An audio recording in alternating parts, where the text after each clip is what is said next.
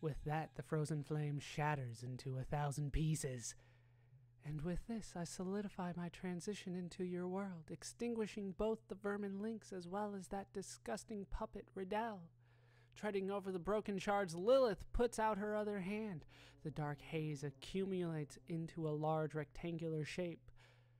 The Book of the Dead! Lilith hands the book to Kid. Time to sign a new name. I will effectively hunt and take any soul you desire. So we have some kind of death note?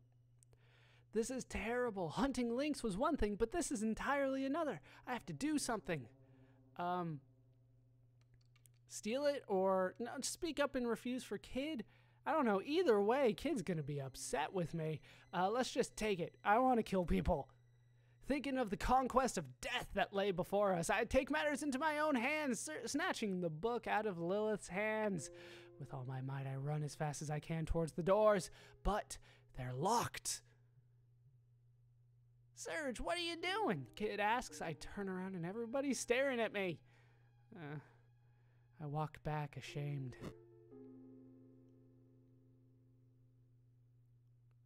Suddenly, Lilith's scythe swings down mere inches from me. What the? I can't have any outside affairs meddling with business, young lad, Lilith casually explains as she floats weightlessly in midair. Hunting souls is my duty, my sole reason for existence. So you see, Kid will write a new name in the contract. I wished we'd never gotten involved with this thing. Magil? I turn to ask Magil for help, but he's nowhere to be found. I can't believe this is happening. I have to do something. Suddenly, Lilith gasps. Something is wrestling with her from behind. From out of the shadows, Magil has seized her. Lady Lilith, I hereby order you to cease this reckless behavior and return to the Shadow Realm. Magil, having leapt out from behind her, seems to have changed from his normal appearance.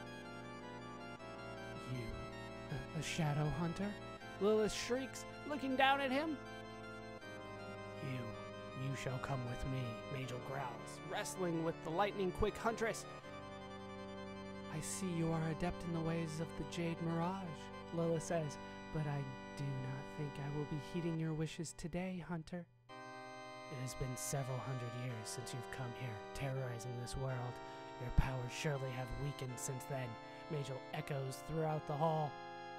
You think so? Lilith taunts, swinging her scythe downward with lightning-fast speed. The scythe cleaves through the air. Kid tumbles backward, dazed. She looks at her arm and wipes the blood away from the small cut Lilith made.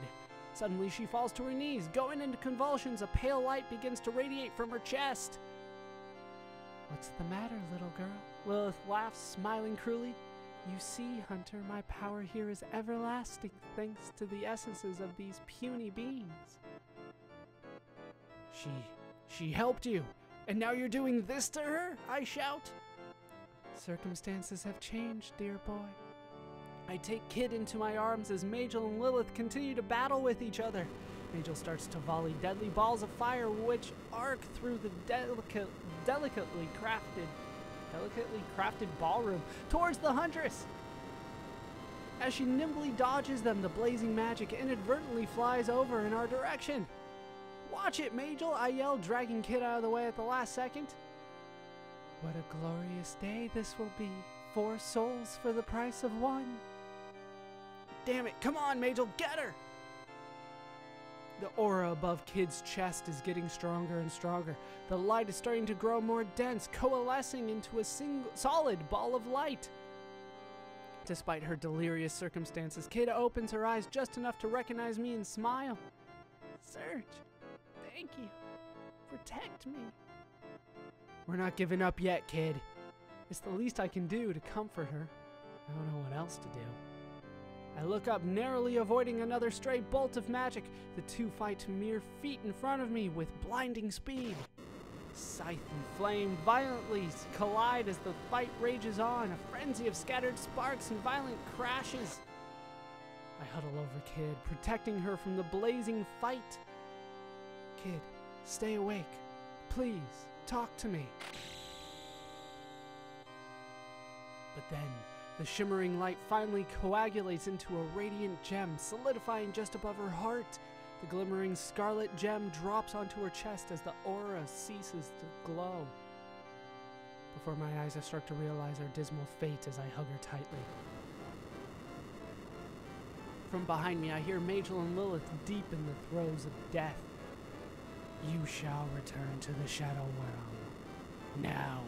With an expertly timed leap, Magil slips into shadow form and crowds around Lilith, surrounding her on all sides. He then ignites a blaze spell, turning the entire area around the both of them into an incinerating, chaotic mess.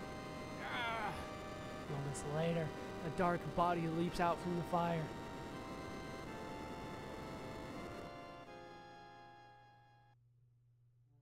Magil rematerializes, staring back at the fire, now a putrid, stinky mess on the ground.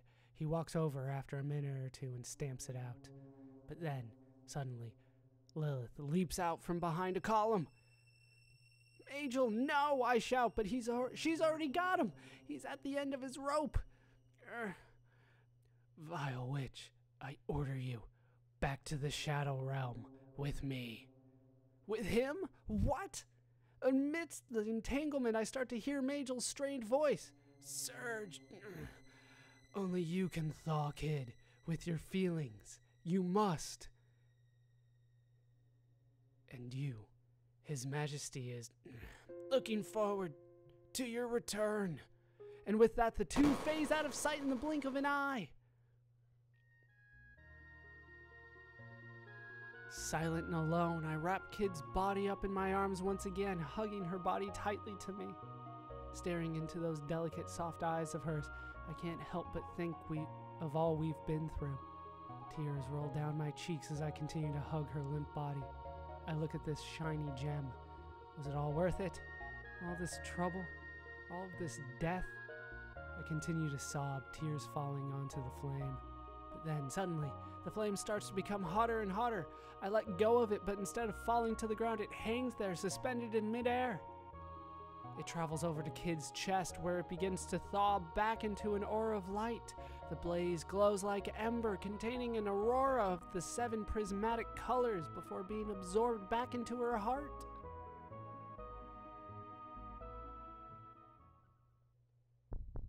After a moment, she takes a breath. Kid!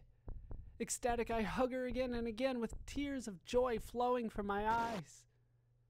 Hey, what are you doing, you grub? You were brought back to life, kid. I thought I'd lost you. But why do you always have to be so clingy? She's back, just like always. On our way out of the mansion, I explained to her all about Magil, the flame, and everything else.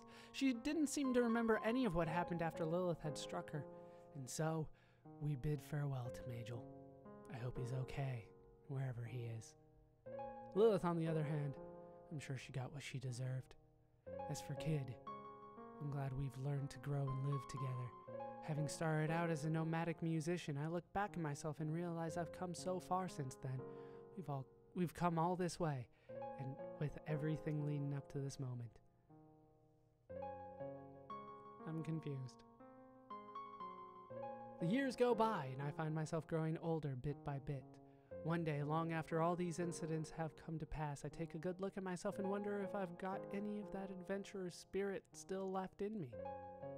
I sit and look at my trusty knife collecting dust on the mantle above my fireplace, and think to myself, my days of traveling can't be over just yet. That old familiar feeling of wonderment ensnares me as I vow to pack my bags tomorrow and set out for some new exotic land, letting fate once again guide me wherever it wishes. However, this time I know I'll have someone waiting for me when I get back.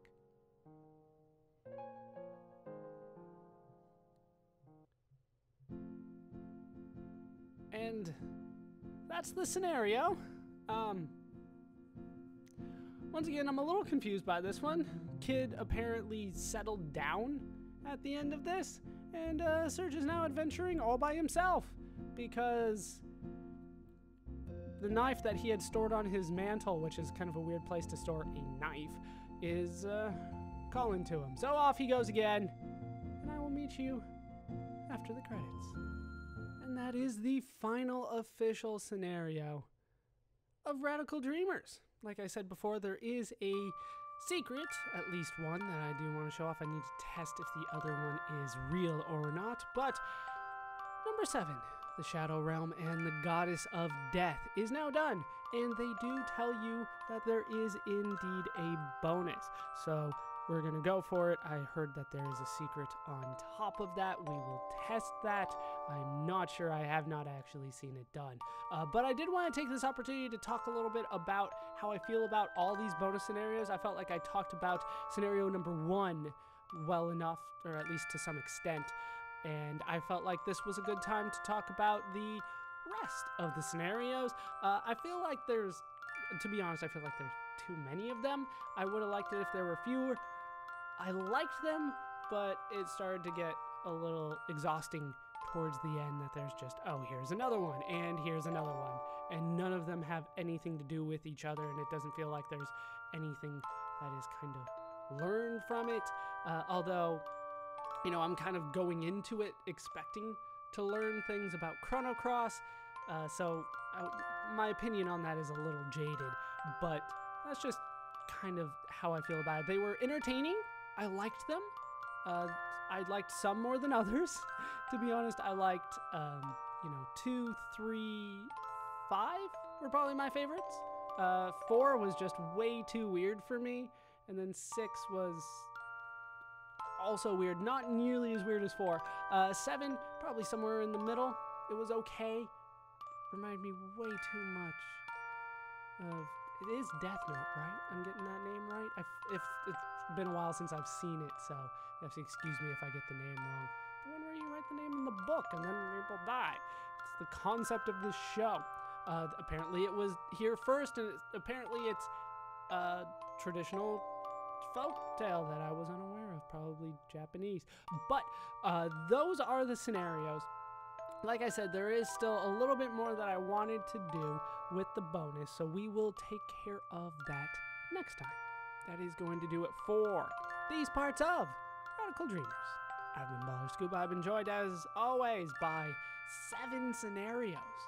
That's a lot of scenarios. Hope you guys have enjoyed these parts. Hope you laughed. Hope you learned. Hope to see you next time.